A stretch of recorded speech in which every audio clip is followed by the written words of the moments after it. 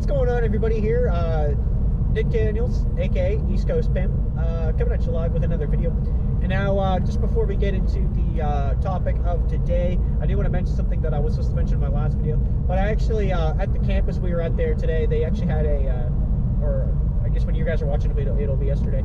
They actually had like a little documentary that a student made actually at the other site. It's the same campus, but the other site. And he actually made this himself. It was about depression, right? And it was perfect because it was all like the week's all about like wellness, right? The week that just went by, like, you know, like you have like the Bell Let's Talk going on and stuff. So he actually showed it at the campus, and a couple of people sat back and watched. And I really thought it was really good.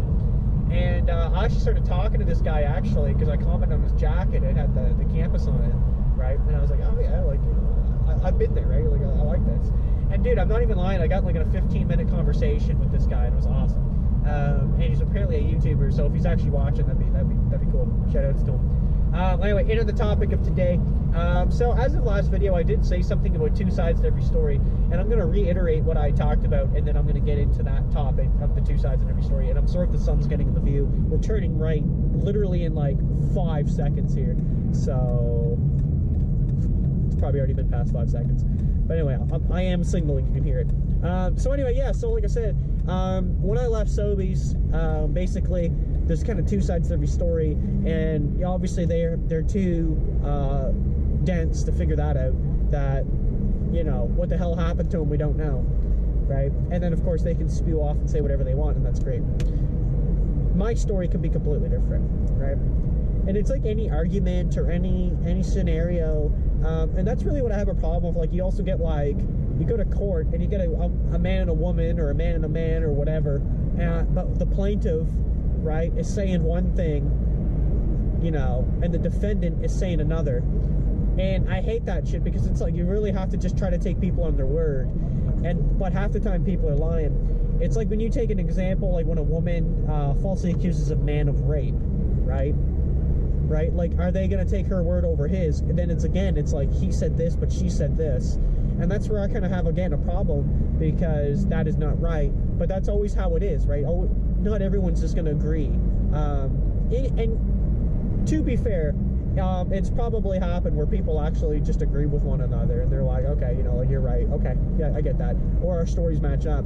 But most of the time, like, again, like, you get like a disgruntled employee and you walk out the door and he talks shit about the company might not have been that bad, right? He might have just been a lazy employee, and they were just hired on to him because he was just not working out. And it was like, you know, I've been in that situation where we've had a good individual, but their work ethic just sucked. So it was like, okay, well, I need to do the manager thing, and I need to talk to this guy and say, like, listen, like, if you don't pick it up, like, you're gonna go. And what happens is when that comes down to it, that person might be like, oh, you know, fuck this, and, you know, fuck that, and, you know, and that's the situation that people get themselves into, right? And it's really shitty, because again, like, you can't always just take everything at face value.